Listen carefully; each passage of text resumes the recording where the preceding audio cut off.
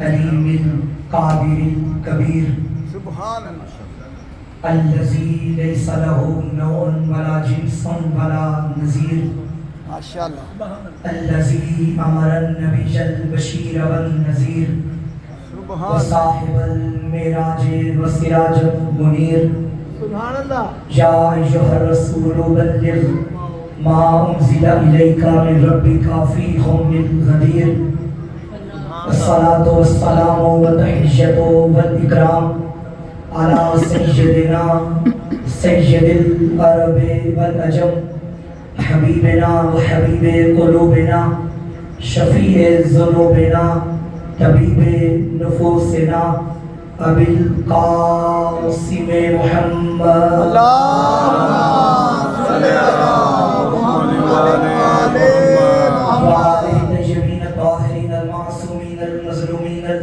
المنتخبين المنتجبين ولعنة الله على أعدائهم ومقصر فضائلهم ومنكر ولايتهم ومناقبهم أجمعين أما بعد فقد قال سبحانه وتعالى في كتابه المجيد بسم الله الرحمن الرحيم ومن أظلم ممن افترى على الله كذبا أولئك يعرضون على ربهم ويقول الأشهاد هؤلاء الذين كذبوا على ربهم ألا لعنة الله على الظالمين السلام على الحسين وعلى علي بن الحسين وعلى أولاد الحسين وعلى أصحاب الحسين اللهم ارزقنا في الدنيا زيارة الحسين وفي الآخرة شفاعة الحسين واكتبنا من زوار الحسين واجعلنا من الباقين في عزاء الحسين برعظمة حسين صلوات محمد والے مجلس محمد عزا کی قبولیت کے لیے بار دیگر بلند آواز سے صلوات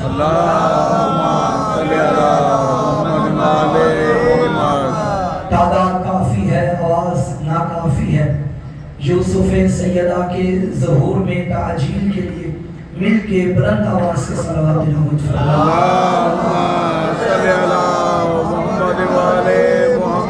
نعرہ تکبیر اللہ اکبر سب مل کے جواب دیجئے نعرہ تکبیر اللہ اکبر نعرہ رسالت یا رسول اللہ نعرہ رسالت یا رسول اللہ ہماری تربیتوں کی پہچان ہماری نیتوں کی پہچان ہماری حیثیتوں کی پہچان ہماری ذہنیتوں کی پہچان ہمارے شجروں کی طہارت کی پہچان ہمارے والدین کے لہو کی شرافت کی پہچان مل کے نعرہ حیدری نعرہ حیدری اس سے بھی بلند آواز سے نعرہ حیدری حسینیت حسینیت یزیدیت یزیدیت دشمنان اہل بیت پہ لعنت دشمنان اہل بیت پہ لعنت قاتل حسین ابن علی پہ لعنت قاتلان شہدائے کربلا پہ لعنت جو نہ بھیجے اس پہ بھی لعنت برائے تعجیل ظہور یوسف فاطمہ صلوات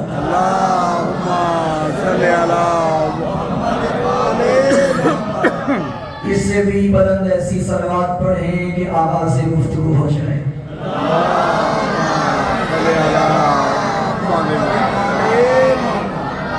موالیہ نے حیدر کرار عاشقان حسین ابن علی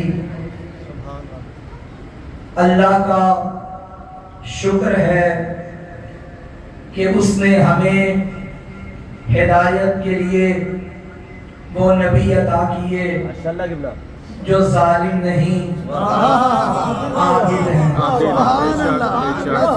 اور نبیوں کے بعد وہ امام وہ رہبر وہ پیر وہ مرشد وہ لیڈر وہ معصوم عطا کیے جو ظالم نہیں عادل ہیں اور کمال یہ ہے جیسا وہ عادل ہے ویسے یہ عادل ہے بے شک اور عدل کی تعریف میں نے کل کی کہ ہر شے کو اس کی جگہ پہ رکھنا یہ عدل ہے. تم اس وقت بیٹھے ہو امام بارگاہ میں, تم اسی لائق تھے کہ حسین کے گھر میں یہ اس کا عدل ہے. اور جو ان راتوں میں ان دنوں میں بھی بازاروں کی زینت بنے ہیں, اپنے ڈیروں کی زینت بنے ہیں, یہ بھی اس کا عدل ہے. جو اپنی اصل جسے سمجھتا ہے اسی کی جانب جاتا ہے. بعض اوقات لوگ ہم پہ اعتراض کرتے ہیں, شیعہ بھی عجیب قوم ہے, نعرہ تکبیر کہیں جواب آہستہ دیتے ہیں, نعرہ رسالت کہیں جواب آہستہ دیتے ہیں, لیکن جیسے ہی نعرہ حیدری آتا ہے یہ جگر جان دل خون کا زور لگا کے یا علی کہتے ہیں. یاد رکھنا کلو شیء یرجع الی اصلہ, ہر شے اپنی اصل کی طرف لوٹتی ہے. ادھر سے آپ سموکنگ کریں, سگریٹ جلائیں, دھواں کریں, یہ دھواں اوپر جاتا ہے یا نیچے؟ اوپر. ادھر سے مٹی پھینکیں, اوپر جائے گی یا نیچے؟ نیچے. مٹی نیچے جاتی ہے, دھواں اوپر جاتا ہے, کیونکہ جو مٹی کی اصل ہے وہ نیچے ہے, جو نار کی اصل ہے وہ اوپر ہے. ہر جز اپنی اصل کو جاتا ہے, ہر جز اپنے کل کو جاتا ہے. جب سے میدان خندق میں نبی نے کہا کہ علی ایمان کا کل ہے, تو جس کے دل میں اگر جز برابر بھی ایمان ہوگا نام علی آتے ہی لہو حیدر کی طرف جائے گا. اللہ عدل کرتا ہے. بے شک. آج میں آپ کو تاریخ کے اہم ظلم کی طرف لے کر جانا چاہتا ہوں جو تشیع کی بنیاد ہے. جاگ کے آئیے گا میرے ساتھ. پہلا انسان اللہ نے جو زمین پہ بھیجا ہاتھی بنا کر بھیجا, اس کا نام حضرت آدم علیہ السلام. اس کو اللہ نے 2 بیٹے عطا کیے. اگر کسی کو جنت میں بھیجتا ہے تو بھی عادل بن کر, جہنم میں بھیجتا ہے تو بھی عادل بن کر. نبی تھا اس کا پہلا, حق یہ بنتا تھا دونوں کو جنت میں بھیجتا, لیکن جو جس کی جگہ تھی اس کو وہیں پہ بھیجا. پھر اللہ نے حضرت نوح کو بھیجا. حضرت نوح علیہ السلام نے 950 سال تقریباً تبلیغ کی. چند بندے ایمان لائے, نبی تھک گئے, میرا اللہ نہیں مانتے, کیا کروں؟ تو ہی عذاب بھیج. فرمایا نوح جلدی نہ کر, تو کشتی بنا. میں آپ ہی کے انتظار میں تھا, بات شروع کر رہا. نوح تو کشتی بنا, اعلان کر دے جو اس کشتی میں آئے گا وہ نجات پائے گا, جو رہ جائے گا وہ تباہ ہو جائے گا. نوح نے اللہ کے حکم پہ کشتی بنائی, اعلان کر دیا جس نے نجات پانی ہے, جو مجھ پہ ایمان رکھتا ہے وہ کشتی میں آ جائے. آنے والے آ گئے, نہ آنے والے نہ آئے. جو آئے نجات مل گئی, جو نہیں آئے تباہ ہو گئے, برباد ہو گئے, ہلاک ہو گئے. میں پوچھتا ہوں ان نہ آنے والوں میں کون کون تھا؟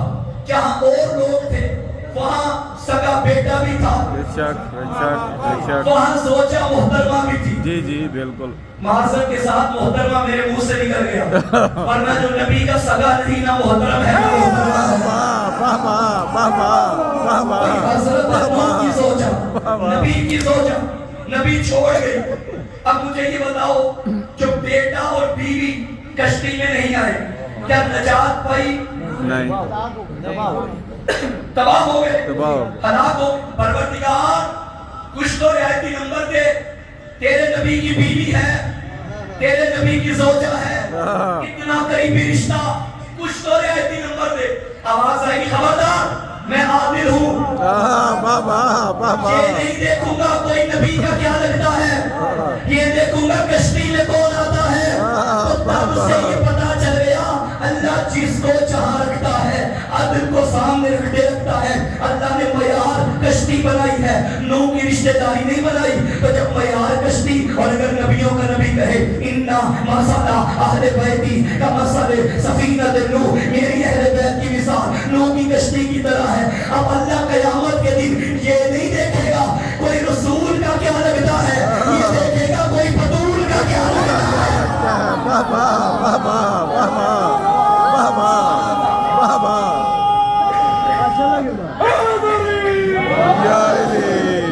معیار کشتی ہے، نو کی رشتہ داری نہیں۔ اب قیامت کے دن کشتی نجات کو اہل بیت کہا جاتا ہے۔ بے شک بے شک۔ بس جو اس کشتی کو چھوڑے وہ نبی پہ جھوٹ بولتا ہے، جو نبی پہ جھوٹ بولتا ہے وہ اللہ پہ جھوٹ بولتا ہے، جو اللہ پہ جھوٹ بولتا ہے وہ ظالم ہے، جو ظالم ہے اس پہ لعنت ہے۔ بھائی موضوع یاد ہے نا؟ اچھا، سب سے بڑا ظلم کیا ہو؟ اس کشتی نجات کی مرکزی کردار رکھنے والی بیوی کا نام ہے جناب فاطمہ الزہرا۔ بے شک بے شک۔ صلوات پڑھیں شہزادہ۔ اللہم صلی علی محمد وعلی حضرت نوح علیہ السلام کو اللہ نے 4 بیٹے عطا کیے۔ ایک کا نام حام، ایک کا نام سام، ایک کا نام یافس، ایک کا نام کنعان۔ یہ جو سام تھا اس کے سر پہ تاج نبوت آیا۔ اللہ نے پھر سام کو 12 بیٹے عطا کیے۔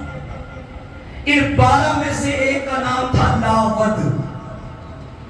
لاود کو اللہ نے 3 بیٹے عطا کیے، ایک املیک، ایک تسم، ایک امیم۔ واہ بھائی واہ۔ یہ جو املیک تھا یہ قوم ایمانکہ کا جد تھا۔ املیک کی اولاد میں اللہ نے ایک شخصیت رکھی جس کا نام تھا حام۔ ایک وہ نوح کا بیٹا حام سام، املیک کا پھر بیٹا آیا حام۔ حام کو اللہ نے 5 اولادیں عطا کی، ایک بیٹی 4 بیٹے۔ بیٹی کا نام تھا سلمہ بنت حام۔ جو بیٹے تھے ان میں سے ایک کا نام تھا غمیم، ایک کا نام تھا مغل، ایک کا نام تھا فائد، ایک کا نام تھا فدق۔ یعنی فدق حضرت نوح کے پرپوتے کے پوتے کا نام۔ فدق بن حام بن املیک بن لاود بن سام بن نوح۔ اس فدق نے ایک زمین پہ ڈیرا جمایا۔ یہ زمین مدینے سے 130 کلومیٹر کے فاصلے پہ تھی، ادھر خیبر سے 10 کلومیٹر کے فاصلے پہ تھی۔ فدق سے پہلے یہاں کوئی نہیں رہتا تھا، اس نے اکیلے ہی آ کے رہنا شروع کیا۔ چونکہ اس کا تعلق قوم ایمانکہ سے تھا، اس نے اپنی ایمانکہ کی قوم کو بھی ادھر بلا دیا۔ فدق کی وجہ سے قوم ایمانکہ بھی اس زمین پہ ڈیرا جمائے بیٹھے۔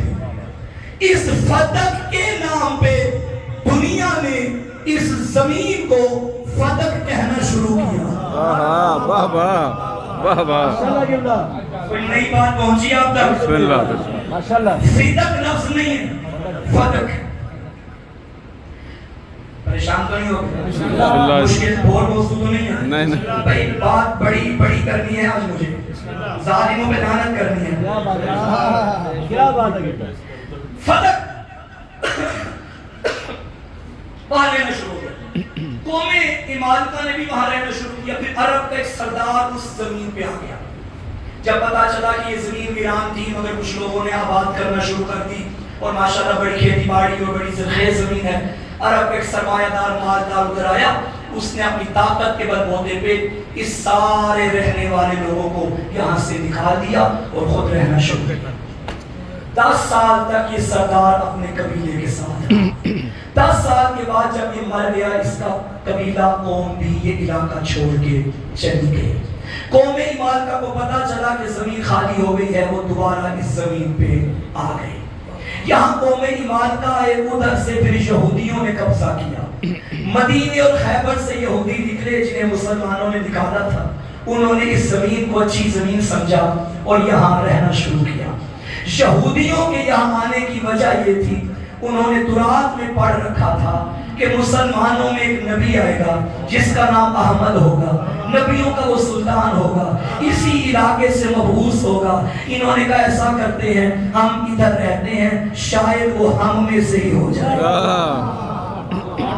اس وجہ سے یہودیوں نے وہاں رہنا شروع کر، کافی عرصہ یہودی وہاں رہے اور اپنے ڈیرے وہاں جما دیے۔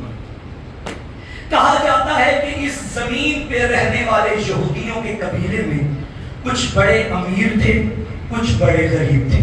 جو امیر تھے انہوں نے اپنا سرمایہ لگا کے اس زمین کو کاشتکاری کے قابل بنا دیا، اور جو چھوٹا طبقہ تھا انہوں نے اپنی محنت شاقہ کے ذریعے خوب محنت کی اور وہ علاقہ کھجوروں کے باغوں سے مشہور ہو گیا۔ یہ جو آپ سنتے ہیں اجوا کی کھجور، یہ سب سے پہلے فدق سے اگی تھی۔ واہ واہ، جو بہترین کھجور تھی وہ اس زمین سے اگی۔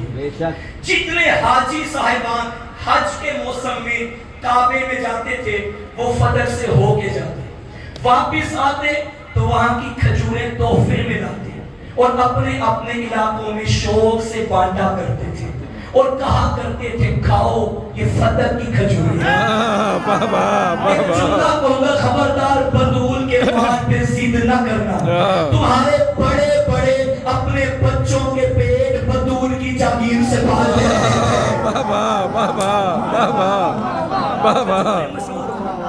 فدق کی کھجوریں جیسے آج کے دور میں کوئی کعبے میں جائے اور وہاں سے زمزم کا پانی لے کر آئے تو تبرکن بانٹا جاتا ہے، اسی طرح وہاں کی کھجوریں مشہور تھی اور کھجوریں حاجی اپنے علاقے میں بانٹتے تھے۔ پیغمبر گرامی اسلام نے اپنے زمانے میں اسی زمین پہ 11 درخت کھجوروں کے خود ہاتھوں سے اگائے۔ پھر پیغمبر کے بعد جتنی دیر حاجی یہاں آتے تھے اس دور کی اولاد فاطمیہ اپنے اپنے ادوار میں حاجیوں کو تحفے کے طور پہ کھجوریں دیتی تھی، کھاؤ یہ ہمارے نانا کے ہاتھوں سے اگی ہوئی کھجوریں ہیں۔ اور پھر وہ حاجی صاحبان درہم و دینار تحفے تحائف سادات کو دے کے جاتے تھے، تحفہ دیتے تھے، صدقہ نہیں۔ واہ واہ واہ واہ، صدقہ اور ہے، تحفہ اور ہے۔ یہاں ایک دور ایسا آیا کہ جب یہاں کی آمدنی آئی تو اتفاق ایسا تھا، جتنے درخت شہر کوفہ میں تھے اتنے ہی زمین فدق میں تھے، اور جتنی آمدنی کوفہ کے درختوں سے ہوتی تھی اتنی ہی فدق کے درختوں سے ہوتی تھی۔ کیا جوڑ ہے علی اور فاطمہ کا؟ جتنا تعلق علی کی زمین سے کھجوروں کا تھا اتنا تعلق زہرا کی زمین سے کھجوروں کا تھا۔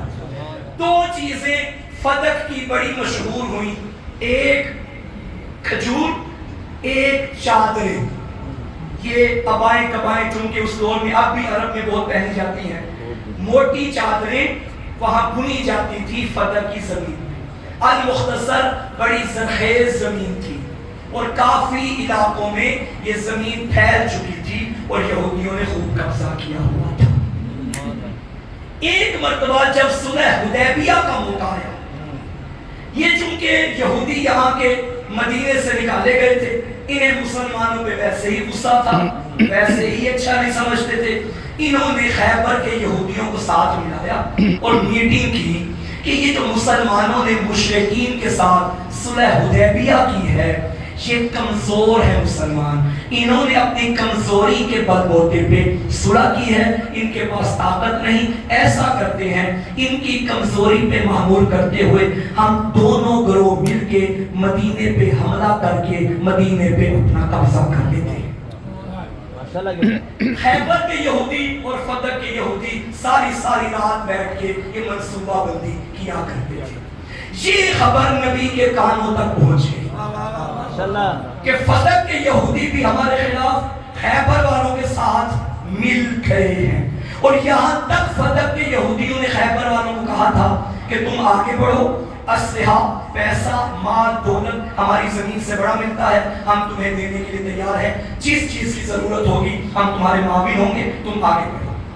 نبی کو جب یہ پتا چلا، نبی نے فرمایا میں کسی کو بھیجتا ہوں، پھر اس کو بھیجا جسے بدر میں بھی بھیجا، جسے احد میں بھی بھیجا، جسے خیبر میں بھی بھیجا، جسے خندق میں بھی بھیجا۔ 100 بندوں کا دستہ تیار کر کے علی تیار ہوئے، گھوڑے پہ بیٹھے فتح کی جانب چلے۔ جیسے فتح کے یہودیوں نے علی کو آتا دیکھا، یہ زمین چھوڑ کے بھاگ گئے۔ یہودیوں کا کام ہی شروع سے بھاگنا ہوتا ہے۔ سارے چلا ماشاءاللہ کتنا پر پیچھے والے پریشان تو نہیں ہو گئے؟ بات پہنچ رہی ہے، کوئی بات نہیں مل رہی ہے، مشکل موضوع تو نہیں ہے۔ ہمارا موضوع کیا ہے؟ اللہ لعنت اللہ ہے علی الظالمین، ظالموں پہ اللہ کی لعنت۔ جو اللہ پہ جھوٹ بولے وہ ظالم، جو رسول پہ جھوٹ بولے وہ ظالم، جو بطول پہ جھوٹ بولے وہ ظالم۔ علی ادھر گئے، آجو قریب آجو یار آجو آپ کی خدمت میں پیش کرنا ہے۔ نیا موضوع ہے قبلہ، بالکل نیا موضوع۔ سبحان اللہ۔ اچھا بات کیا ہو رہی تھی؟ علی کہاں گئے؟ جی جی وہ یہودی علاقہ چھوڑ کے چھوڑ گئے۔ اب جو علاقہ چھوڑ کے چلے گئے اور ان کا مال علی کے قبضے میں آ گیا، اس مال کو کہا جاتا ہے مال غنیمت۔ علی نے 100 بندوں کو ساتھ ملایا کہ آؤ، اور یہ مال چونکہ اب ہمارا ہو گیا ہے، سب نے برابر برابر کا علی نے تقسیم کیا اور واپس سارے آ گئے۔ سن 7 ہجری میں خیبر کا واقعہ پیش آیا۔ یہودی جو فتح کے تھے وہ اندر سے ڈر گئے کہ یہ خیبر والوں نے ہمیں تو کہا ہے کہ مدینے پہ حملہ کریں گے، ان کا جو بڑا مرہب تھا یہ ان کے علی کا مقابلہ نہیں کر سکتا، یہ تو ہمیں بھی پھنسائیں گے اور خود بھی پھنسیں گے۔ انہوں نے کہا نہیں، خیبر والوں کو بلاؤ، بھائی ہم دستبردار ہو گئے ہیں، ہم تمہارے ساتھ مل کے مدینے پہ حملہ، تم جانو مدینے والے جانے۔ اچھا اب یہ اکٹھے ہو کے انہوں نے کہا کہ نبی سے ملتے ہیں۔ مولا امیر نے آ کے رسول خدا سے عرض کیا یا رسول اللہ، ان سے بات کیا کرنی ہے؟ وہ تو مجھے دیکھ کے بھاگ گئے۔ نبی نے فرمایا یوں کرتے ہیں، کسی کو پیغام دے کے بھیجتے ہیں کہ ان کا جو لیڈر بڑا سردار ہے وہ ہمارے پاس آئے، آرام سے تبادلہ ہوگا، باہمی تبادلہ، بات چیت ہوگی، لڑنے کی بات نہیں ہے۔ پیغمبر نے ان کے بڑے سردار کو اپنے پاس بلایا اور پیغمبر نے فرمایا دیکھو، تم نے اگر مدینے پہ حملہ کیا تو تمہارا کچھ نہیں بچے گا، یہ ہم تمہیں خبر دے دیتے ہیں۔ اگر خیبر والوں کے ساتھ ملے تو وہی ہوگا جو خیبر کے ساتھ ہوا ہے۔ یہ اندر سے ڈر گئے، انہوں نے کہا کہ ٹھیک ہے اے محمد بن عبداللہ، ہم آپ کے مقابلے میں نہیں آئیں گے، ہم معافی مانگتے ہیں۔ 10 بندوں کے ساتھ وہ ان کا یہودیوں کا سردار میرے نبی کی خدمت میں حاضر ہوا، اور وہ 10 بندے ان کے علاقے کے بڑے لوگ تھے۔ انہوں نے کہا اب ہم کفارہ ادا کرتے ہیں، ہمیں شرمندگی ہوئی، ہمیں پشیمانی ہوئی، لیجئے اس کے کفارے کے طور پہ ہم فتح کی زمین آپ کو تحفے کے طور پہ دیں گے۔ ریکارڈنگ میری ہو رہی ہے، یقیناً میرے سنی بھائی بھی اس مجلس اعزاز میں موجود ہوں گے، جہاں تک میری آواز جا رہی ہے، جہاں تک کوئی سن رہا ہے۔ اس بات پہ تمام شیعہ سنی علماء متفق ہیں کہ اگر کوئی مال مسلمانوں کی مشترکہ جدوجہد کے نتیجے میں یا جنگ کے نتیجے میں یا تلوار اٹھانے کے نتیجے میں حاصل ہوتا ہے اسے مال غنیمت کہتے ہیں، اور وہ سارے شریک مسلمانوں میں برابر کا تقسیم ہوتا ہے۔ لیکن جو مال کوئی تحفے کے طور پہ نبی کو ہبہ کرے، نبی کی ذات کو اس میں کوئی دوسرا شریک نہیں ہوتا، وہ محمد کی اپنی ملکیت ہے۔ اب مرضی محمد کی ہے، چاہے وہ اسے اپنی ملکیت میں رکھے، چاہے کسی کے نام کا۔ یہ ہبہ ہوئی تھی زمین میرے نبی کو، یہ غنیمت غنیمت کا نتیجہ یا غنیمت کا مال نہیں، یہ خیبر کے نتیجے میں نہیں آئی، یہودیوں نے خود میرے نبی کو دی تھی۔ یہودیوں کے سردار نے کہا اے محمد بن عبداللہ یوں کرتے ہیں، زمین پہ تو ابھی فی الحال ہم رہ رہے ہیں لیکن آپ کے نام کر دیتے ہیں، ایسا کرتے ہیں سارا سال اس کی کاشتکاری ہم کریں گے، جو آمدنی ہوگی ہم ساری آپ کے نام کریں گے، آپ کی مرضی ہمیں اندر سے حصہ دیں یا نہ دیں۔ گویا میں اپنی زبان میں کہوں کہ یہودیوں نے ٹھیکے پہ کام کرنا شروع کیا، محمد کو زمین تحفے کے طور پہ دے دی۔ 7 ہجری میں ہی خیبر ہوا اور 7 ہجری میں ہی فتح میرے نبی کو ملا۔ خیبر کے نتیجے میں نہیں ملا، علیحدہ سے ملا، مگر اسی سال میں ہبہ ہوا، تحفہ دیا۔ اب 40 دن میرے نبی مدینے سے باہر خیبر میں رہے۔ ان 40 دنوں میں نبی نے بعض لوگوں کی نالائکی بھی دیکھ لی، علی جیسے شجاع کی شجاعت بھی دیکھ لی۔ تھکے ہوئے نبی ایک مرتبہ مدینے میں اپنی تھکاوٹ اتارنے بطول کے دروازے پہ آ گئے۔ کتنے تھکے تھے یہ وہی اندازہ لگا سکتا ہے جو کسی دور میں خان صاحب کے دھرنوں میں شرکت کرتا۔ موسم کی پرواہ کیے بغیر سردی گرمی میں اسلام آباد کی سڑکوں کتنی تھکاوٹ ہو جاتی، نبی بھی تھک گئے۔ اب نبی جب آئے اس دروازے پہ جہاں سے نبیوں کے نبی کو شفا ملتی تھی، ٹک الباب کیا، دروازہ کھلا، سامنے اسے دیکھا جو دل کا میوہ ہے، جو دل کا سکون ہے، جو محمد کے سینے کا چین ہے۔ بیٹی نے بابا کو دیکھا، بابا نے بیٹی کو دیکھا، مدت کے بعد بیٹی کی آنکھوں میں بھی سکون آ گیا، بابا کی آنکھوں میں بھی سکون آ گیا۔ یا قرۃ عینی، اے میری آنکھوں کی ٹھنڈک، سینے سے لگایا، سر پہ بوسہ کیا اور فرمایا کہاں ہیں میرے دل کے چین، کہاں ہیں میرے دل کے میوے؟ بطول کی آواز آئی حسن حسین جلدی آؤ نانا آئے ہیں۔ پیغمبر نے دونوں شہزادوں کو سینے سے لگایا، سامنے بطول کو بٹھایا۔ اتفاق سے وہاں بی بی ام ایمن بھی موجود تھی۔ یہ بی بی ام ایمن وہ تھی جو رسول کی کنیز تھی اور رسول کے دنیا سے جانے کے بعد یہ میراث میں شہزادی کی کنیز بنی تھی، باپ کی طرف سے ملی تھی۔ اور ام ایمن ان بیویوں میں سے ہے کہ جنہیں اللہ کے رسول نے جنت کی بشارت دی ہے۔ ام ایمن خیر سے آنا ہوا، کہنے لگی جی یا رسول اللہ بڑی دیر ہو گئی بطول کے چہرے کی زیارت نہیں، تو میں نے چاہا کہ زیارت کروں، تو میں آج آپ کے گھر میں بی بی کی زیارت کرنے آ گئی۔ نبی نے فرمایا یہ تو بڑا اچھا ہو گیا۔ اب پیغمبر نے فرمایا اے فاطمہ میں آ رہا تھا، مجھے ایک تحفہ ملا ہے۔ اللہ کی آواز آئی وَآتِ ذَا الْقُرْبَى حَقَّهُ، رشتہ داروں کو ان کا حق دے دو۔ میں نے پوچھا یہ رشتہ دار کون ہے؟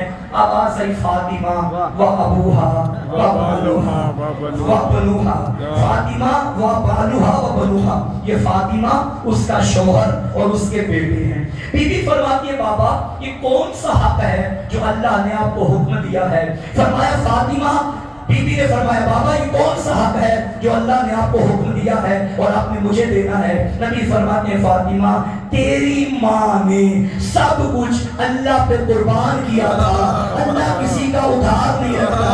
مجھے اللہ نے کہا ہے جو خدیجہ نے مجھ پہ لٹایا تھا یہ ساری زمین زہرا کے نام کر دو۔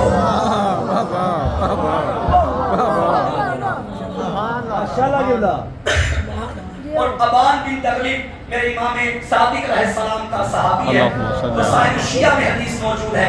ابان نے ایک مرتبہ مولا سے پوچھا مولا یہ جو فتح کی زمین ہے کیا رسول نے بطول کو دی؟ فرمایا اللہ۔ پھر پوچھا کیا رسول نے بطول کو دی؟ فرمایا اللہ۔ پھر پوچھا کیا رسول نے بطول کو نہیں دی؟ فرمایا اللہ۔ تو کس نے دی؟ فرمایا اللہ نے یہ زمین زہرا کے نام کی ہے۔ اب مجھے بتاؤ اللہ عدل کرتا ہے یا ظلم؟ عدل۔ جو اللہ جہاں شے رکھے وہ عدل ہے، اور اگر کوئی اس کو نہ مانے وہ ظلم ہے. ظلم ہے. جو اللہ کے حکم میں تبدیلی کرے ظالم. تو اللہ کیا کہتا ہے؟ قیامت کے دن میں بھی گواہ. پہلی تقریر یاد ہے؟ نبی بھی گواہ، ملائکہ بھی گواہ، اعضاء و جوارح بھی گواہ، زمین بھی گواہ، زمانہ بھی گواہ. اگر کسی نے یہ انکار کیا کہ یہ زمین زہرا کی نہیں ہے تو یاد کر وہ وقت قیامت کا دن ہوگا، بڑے بڑے مجرم ہوں گے. اللہ بھی کہے گا زہرا مالکن ہے، نبی بھی کہیں گے زہرا مالکن ہے، ملائکہ بھی کہے گی زہرا مالکن ہے، زمین صدق بھی کہے گی زہرا مالکن ہے. اب اگر کوئی غاصب بن جائے تو سن علی لعنت اللہ علیہ.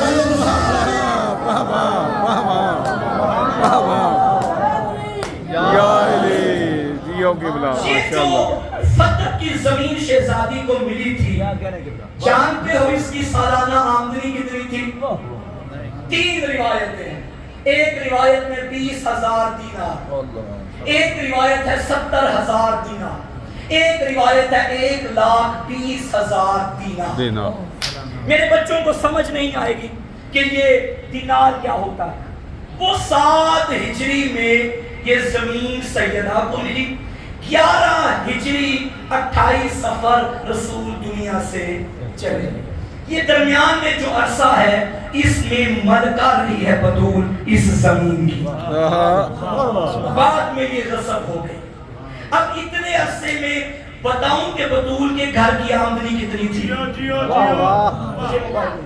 میں باقاعدہ حساب کر کے آیا ہوں آج کہ میں لوگوں کو بتاؤں کہ جو آمدنی سیدہ کے گھر آتی تھی وہ آج 30 جون 2025 کی تاریخ کے مطابق کتنی بنتی ہے.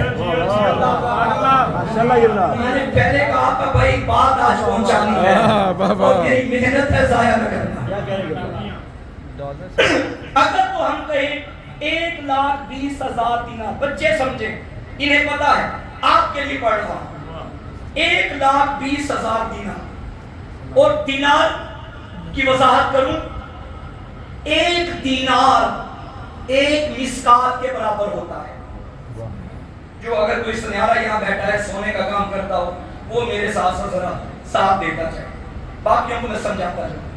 1 دینار 1 مسکات کے برابر، اور 1 مسکات 4.25 گرام کا ہوتا ہے.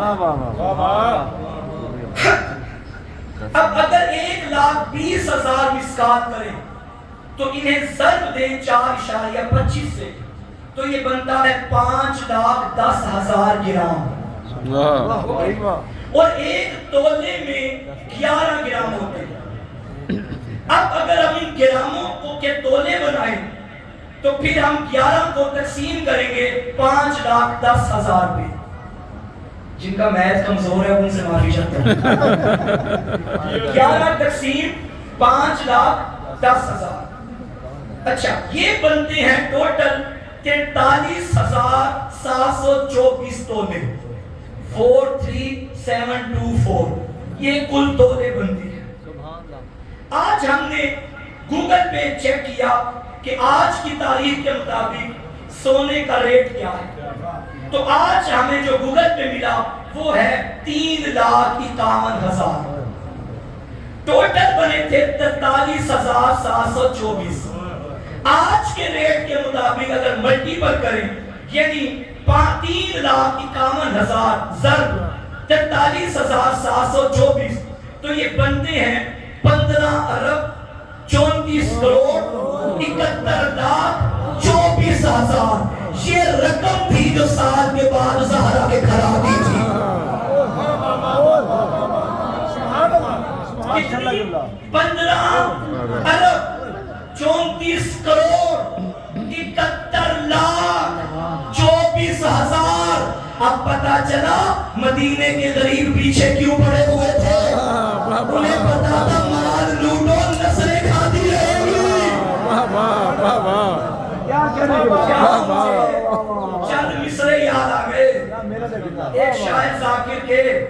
کیسے بیاں ہوں تیرے کمالات فاطمہ، اب ہے شمار میں تیری نعمات فاطمہ. ایک لفظ لال بیٹا، ایک ہے لال موتی، لام عین لام. کیسے بیاں ہوں تیرے کمالات فاطمہ، کب ہیں شمار میں تیری نعمات فاطمہ. دلہن نبی کی لاڈلی، دلہا خدا کا لال، کیا عرش پر چڑھی تیری بارات فاطمہ. اب یہ رقم بھی سامنے رکھو اور مصرع بھی سنو. میں ان بھکاریوں کو غنی کس طرح کہوں جو لوگ کھا گئے تیرے بارات فاطمہ.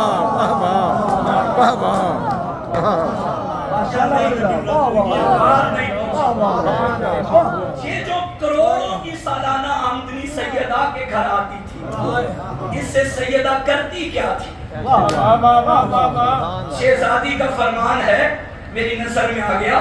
فرماتی ہیں دنیا والوں، مجھے تمہاری دنیا سے 3 چیزیں پسند آئی. ایک تلاوت و کتاب اللہ، قرآن کی تلاوت. ایک النظر الى وجہ ابی رسول اللہ، اپنے بابا کے چہرے کی زیارت کرنا. اور والانفاق فی سبیل اللہ، اللہ کے راستے میں خرچ کرنا. روایت کے جملے ہیں جس تاریخ میں 6 سالانہ آمدنی بطول کے گھر آتی تھی، مدینے کے امیر غریب سارے بطول کے دروازے پہ کتار در کتار کھڑے ہوتے تھے. جتنا مال آتا تھا بطول مدینے والوں میں بانٹ دیتی تھی.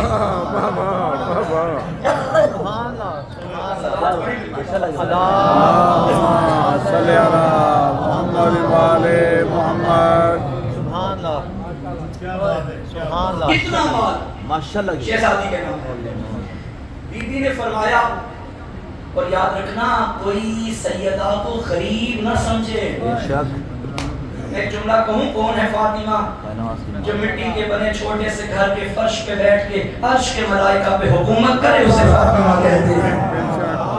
اس جملے کے پیچھے روایت موجود ہے. ایک دن بی بی ام سلمہ رضی اللہ تعالیٰ عنہ روایت کرتی ہیں، میرا دل بنا میں بطول کے گھر جا کے بطول کے چہرے کی زیارت کروں. جیسے ہی میں صحن تطہیر میں داخل ہوئی، میں نے عجب منظر دیکھا. بطول کے گھر کے صحن میں جھولا ہے، جھولے میں حسین ہے. جھولا جھلایا جا رہا ہے مگر جھلانے والا کوئی نہیں ہے. چند قدم آگے گئی، چکی چل رہی ہے، چلانے والا کوئی نہیں ہے. دائیں مڑ کے دیکھا، ہانی پک رہی ہے، پکانے والا کوئی نہیں ہے. چلتی چلتی میں حجرہ زہرا میں داخل ہوئی. بطول سوئی ہے، بطول کے ہاتھ میں تسبیح ہے، تسبیح کے دانے چل رہے ہیں، چلانے والا کوئی نہیں ہے. پریشان ہوتی ہوتی حرم پیغمبر بس میں پیغمبر میں آیا اور آ کے عرض کیا یا رسول اللہ. نبی نے جیسے ہی ام سلمہ کے چہرے پہ پریشانی کے آثار دیکھے فرمایا ام سلمہ کہیں زہرا کے گھر سے تو نہیں آ رہی؟ کہتی ہے جی یا رسول اللہ میں بطول کے گھر سے آ رہی ہوں مگر حیران ہوں. جھولا جھلایا جا رہا ہے، جھلانے والا کوئی نہیں. چکی چل رہی ہے، چلانے والا کوئی نہیں. ہانڈی پک رہی ہے، پکانے والا کوئی نہیں. دانے تسبیح کے چل رہے ہیں، چلانے والا کوئی نہیں. نبی نے فرمایا ام سلمہ پریشان نہ ہو، یہ عام باپ کی بیٹی کا گھر تھوڑی ہے، یہ تو محمد کی بیٹی کا گھر ہے، یہ تو علی کا گھر ہے. ام سلمہ عرش کے ملائکہ جس کے گھر کے کام اپنی عبادت سمجھے اسے زہرا کہتے ہیں.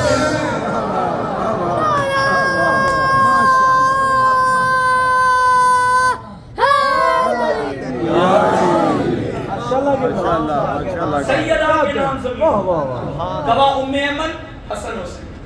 شہزادی بڑی خوش ہوئی اور خوش ہو کے پھر شہزادی نے فرمایا بابا مجھے قبول ہے، آپ کا دیا ہوا تحفہ مجھے قبول ہے. پھر بی بی سے فرمانے لگے میری بیٹی فاطمہ ایسا کرو کاغذ قلم لے کر آؤ، میں لکھ دیتا ہوں. بی بی نے فرمایا بابا آپ گواہ، آپ دینے والے سچے، میں دینے والی سچی، جو گواہ ہے وہ سچے، لکھنے کی کیا ضرورت؟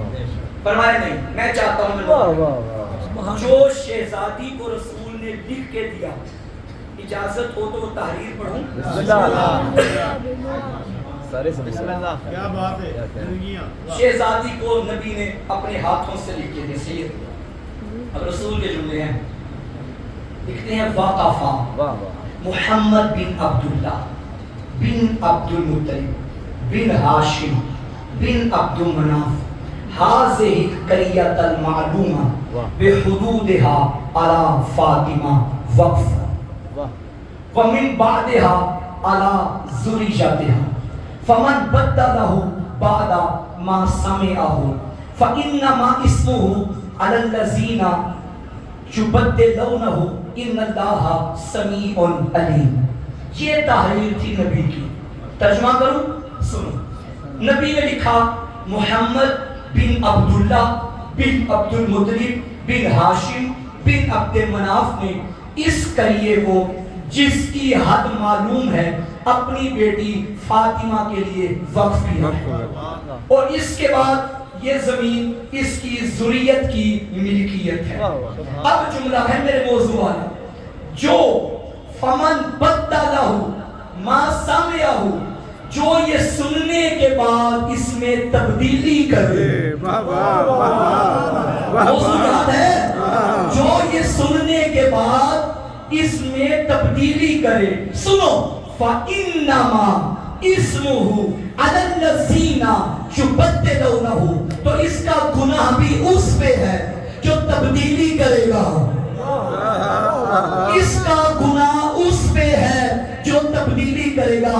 ان اللہ سمیع علیم، اور اللہ سن بھی رہا ہے، اللہ جانتا بھی ہے. اللہ کو گواہ بنایا تھا نبی نے کہ یہ زمین زہرا کی ہے. اب جو زمین زہرا کی نہ مانے وہ زہرا کا بھی مجرم ہے، وہ اللہ کا بھی مجرم ہے.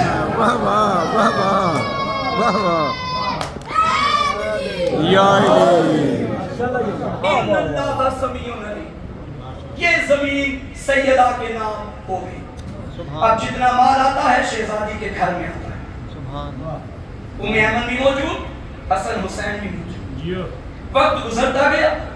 11 ہجری 28 سفر بابا کا جنازہ. مدینے کے لوگوں کی نظریں اسی زمین پہ تھی جہاں سے اربوں روپیہ ملتا تھا. انہوں نے کہا یہ زمین لے لو. منبر تو لے لیا ہے، یہ زمین بھی لے لو. اور یہ شور مچانا شروع کیا کہ نبی کی کوئی میراث نہیں ہوتی، نبی کی کوئی میراث نہیں ہوتی.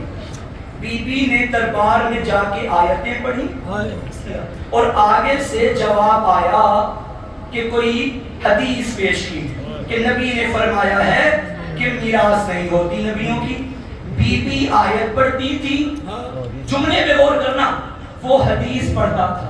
بی بی نے فرمایا کل تک تو کہتے تھے کتاب کافی ہے. نہیں نہیں، حدیث مجہول وہ لا رہے تھے جو کہہ چکے تھے کتاب کافی. حدیث مجہول تھی کہ ان کا ہدف تھا قرآن کے منافی. دلیل میں آیتوں سے بی بی سنا رہی تھی جواب شافی. وہ آیتیں جو بدل نہ پائے کوئی مورخ کوئی صحافی. کلام عصمت سے جیت جائے لب سقیفہ میں دم نہیں تھا. جناب زہرا کا ایک خطبہ عصائے موسیٰ سے کم نہیں.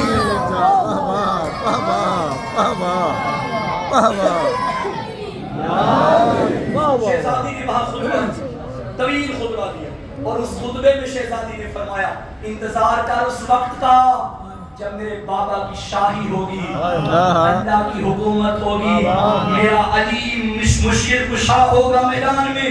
اس بڑے میدان حشر میں زہرا تمہیں اللہ کے سامنے مجرم نہ بناؤں تو مجھے فاطمہ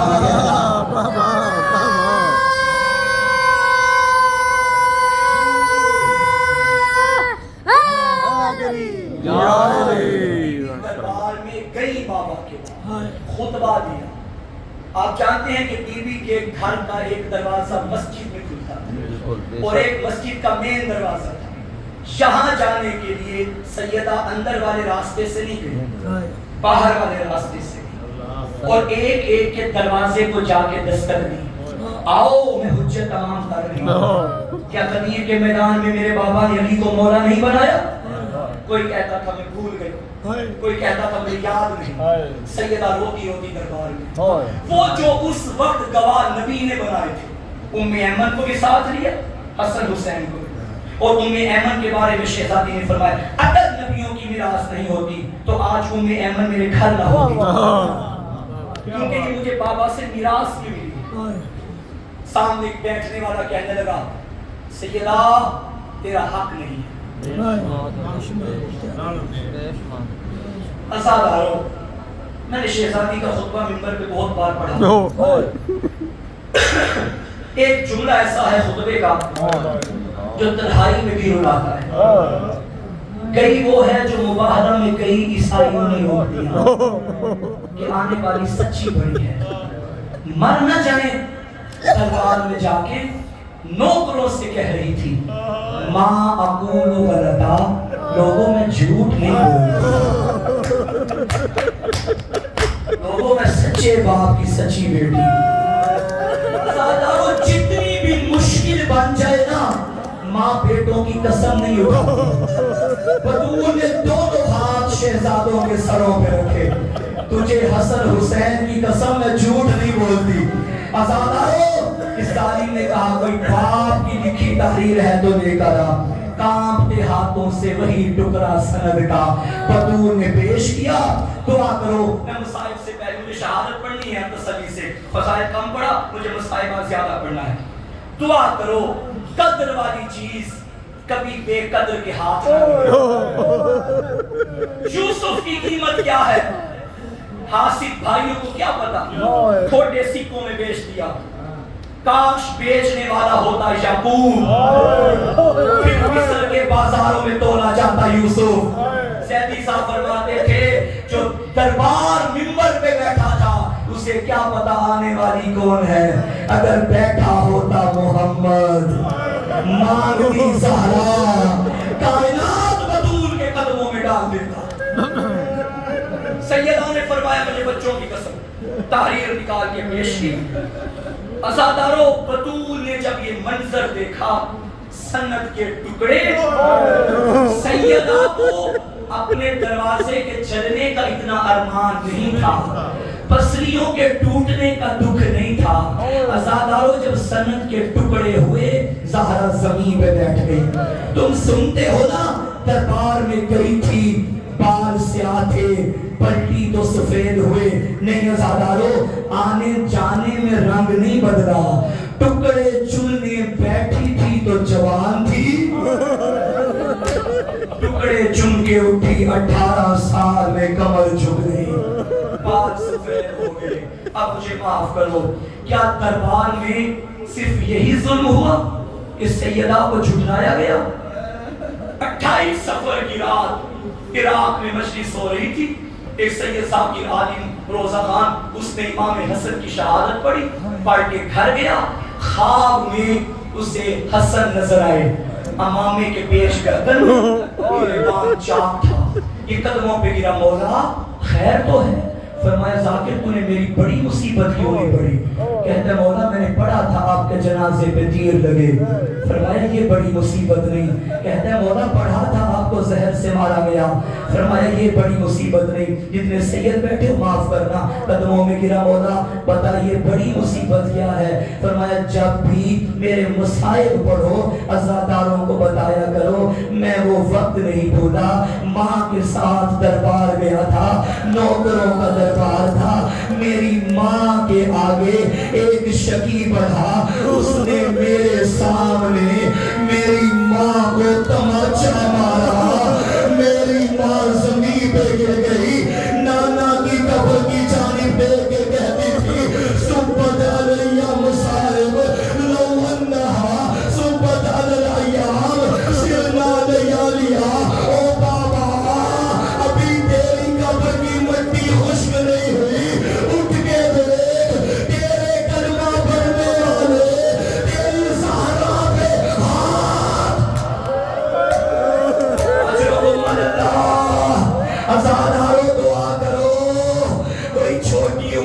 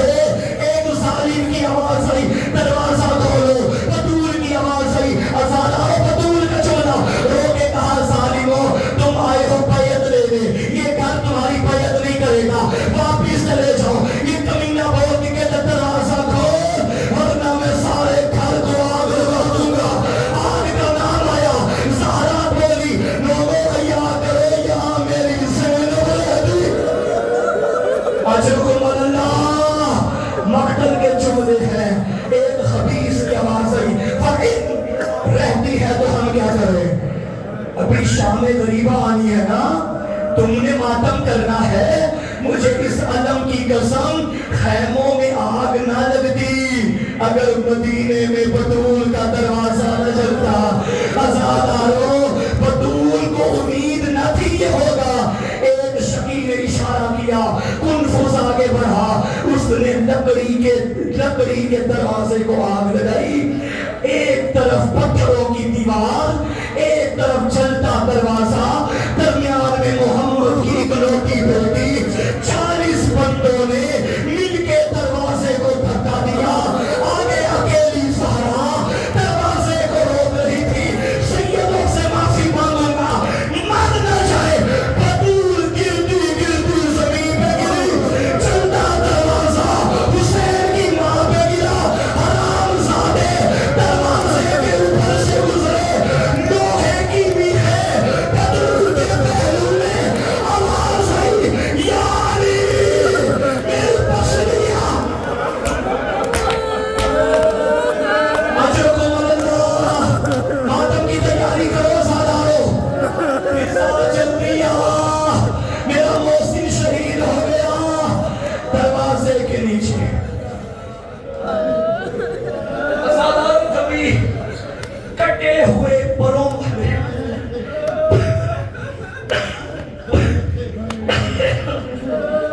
پرندے کو دیکھا ہے جس کے پر کٹ جائے، جیسے وہ تڑپتا ہے نا، روایت کہتی ہے دروازے کے نیچے بطول تڑپ رہی تھی، آنکھوں کے آگے اندھیرا چھا گیا۔ تھوڑی دیر کے بعد کیا دیکھا، یا علی، مگر منظر عجیب تھا۔ علی کے گلے میں کالی رسی، انہوں نے علی کو گھسیٹنا شروع کیا۔ اب بطول کو اپنا پہلو بھول گیا، علی کی آواز میں جو ہاتھ ڈالا، کہنے لگی خلو ابن عمی، میرے علی کو چھوڑ دو، مدینے والوں میں بال کھول کے بابا کی قبر پہ جاؤں گی۔ شریفوں، انہوں نے علی کو اپنی جانب کھینچا، بطول نے اپنی جانب کھینچا۔ میں مر جاؤں یہ جملہ نہ پڑھو، کن فوس کے اللہ کی لعنت ہو، اس نے محمد کے بعد پہلا تعزیہ نہ اٹھایا۔ وہ ہاتھ جہاں محمد بوسے کرتا تھا، اس نے انگلیوں پہ تعزیہ کو مارا۔ ہاتھ چھوڑا، انگلیوں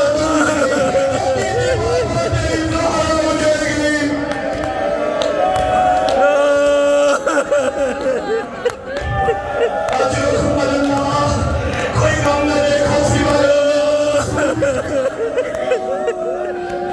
مجھے بتاؤ شریفو، جوان بیٹھے ہو، نمازی بیٹھے ہو، نماز کے بعد تسبیح پڑھتے ہو نا، مجھے بتاؤ تسبیح کا کتنا وزن ہوتا ہے؟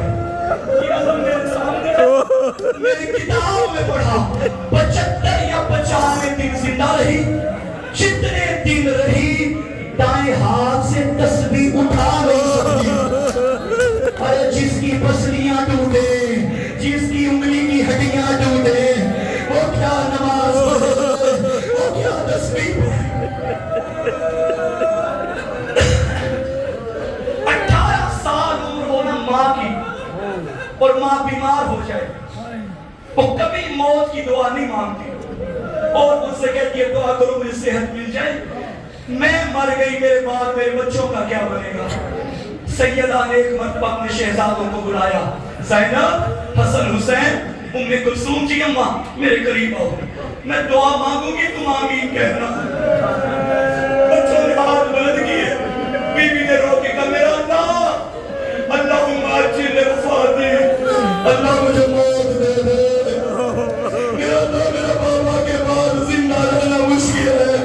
حسین رو کے کہتا ماں موت کی دعا کیوں مانگتی ہے؟ رو کے کہتی میری جان، نہ نماز کے لیے اٹھ سکتی ہو، نہ بستر پہ لیٹا جاتا ہے، اور میری زندگی بھی موت بن گئی۔ آقا وحید خراسانی ایران کے مجتہد ہیں، ان کا جملہ ہے فاطمہ فاطمہ فاطمہ نہ رہی، فاطمہ سایہ بن گئی تھی، فاطمہ ایک اشارہ بن گئی تھی، اتنی کمزور ہو گئی، وقت گزرتا گیا، آخری رات آ گئی، کہنے لگی میرے بچوں جاؤ نانا کی قبر پہ، میری صحت کی دعا کرو. روتے روتے شہزادے نانا کی قبر پہ آئے. عزادارو ایک سرہانے کی طرف ایک پائندے کی طرف رو کے کہتے نانا دعا کر ہماری ماں بچ جائے. یا صاحبان منبر ایک جملہ پڑھتے ہیں, پڑھنے میں حرج نہیں ہے. جو امیر تھا نا اس نے کہا نانا ماں بڑی بیمار ہے, لیکن غریب کی آواز آئی نانا بیمار نہیں ماں بڑی زخمی.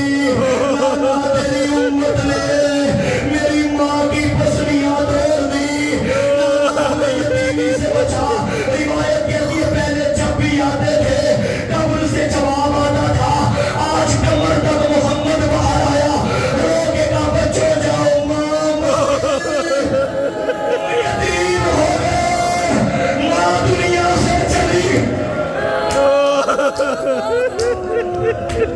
گلیوں میں کھیلنے والے بچے اور کوئی بچوں سے آگے کہے گھر جاؤ تمہاری ماں مر گئی ہے. مجھے بتاؤ بچوں پہ کیا گزرتی ہے. اور جن کی مائیں زندہ ہیں اللہ زندگی کرے, جن کی چلی گئی اللہ زہرا کی کنیزوں میں شمار کرے. عزادارو جب بچوں نے سنا نا ماں چلی گئی, دونوں شہزادے گھر آئے. بی بی فضا سے کہا ماں زہرا کہاں ہے. لوگ کہا بچوں پہلے کھانا کھا لو. چھوٹے کی آواز ماں نہ چھپا, میں بطول کا بیٹا ہوں, مجھے ماں کے بغیر کھانے ہضم نہیں ہوتے. حجرے سے آواز آئی فضا ہر کسی کو روک میرے حسین کو نہ روک. آجا میرا لال. حسین حجرے میں گیا, ماں کے ہاتھ پہ ہاتھ رکھا. بچوں نے کہا انا للہ.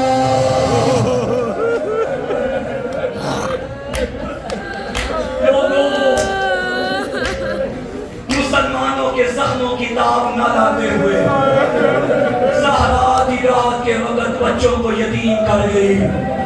اسی نے علی کو وصیت کی تھی یا علی میرا جنازہ رات کے اندھیرے میں اٹھانا. یا علی مجھے غسل و کفن خود دینا. یا علی میرے جنازے میں وہ نہ آئے جنہوں نے میرا محسن مارا. مجھے بتاؤ اگلی وصیت کیوں کی. یا علی مجھے دفن کرنے کے بعد قبر کا نشان مٹا دو. اتنی ڈری ہوئی تھی مسلمانوں سے. فضا کی آواز ہی بچوں جاؤ مسجد میں بابا کو بلاؤ, ماں دنیا سے چلی گئی. ہزاروں مقتل کا جملہ ہے, کتاب کا نام ہے الہجوم علی بیت فاطمہ. حسن حسین نے بابا کو جب مسجد میں آ کے بتایا, سنو گے علی کی حالت کیا تھی. 87 جنگیں علی نے لڑی. اور بھائی کسی جنگ میں کسی کی جرأت نہیں ہوئی کوئی علی کو منہ کے بل زمین پہ گراتا. جب حسین نے آ کے کہا بابا ماں دنیا سے چلی گئی, علی منہ کے بل زمین پہ گرا. اب پوچھو علی زہرا کے جنازے پہ کیسے آیا. حرم کی وجہ سے ہے. میں نہ پڑھتا کہ یہ دن نہ ہوتے. 3 جنازے ایسے ہیں جہاں وارث چل کے نہیں آئے, کبھی گر جاتے تھے کبھی اٹھ جاتے تھے. پہلا جنازہ سجاد ہوتے ہیں جب شکر میرے بابا کے سینے پہ تھا. 70 قدم پہ کبھی زینب کبھی گرتی تھی کبھی اٹھتی تھی. دوسرا جنازہ عصر عاشور علی اکبر کی لاش پہ حسین کہتا تھا مجھے نظر نہیں آتا, کبھی گر جاتا تھا. تیسرا جنازہ زہرا کا تھا, علی مدینے کی گلیوں میں کہتا تھا او میں بوڑھا ہو گیا. زہرا دنیا سے چلی گئی. علی پہنچ گئے بی بی کے جنازے پہ. بس عزادارو زیادہ زحمت نہیں دیتا. کفن دیا, غسل دیا, ہو گیا تیار جنازہ. آدھی رات کا وقت تھا, بچوں کو چپ کراتا تھا. اونچی آواز سے نہ رونا, مدینے والوں کو پتہ نہ چلے تمہاری ماں مر گئی.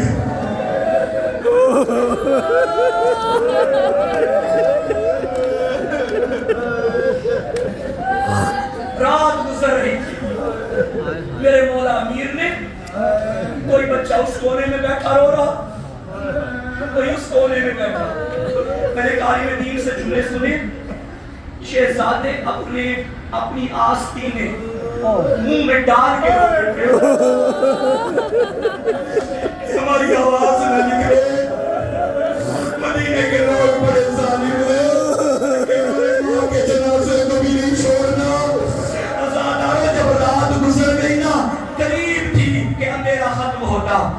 فرمائے بچوں آؤ آخری مرتبہ ماں کی زیارت کر لو.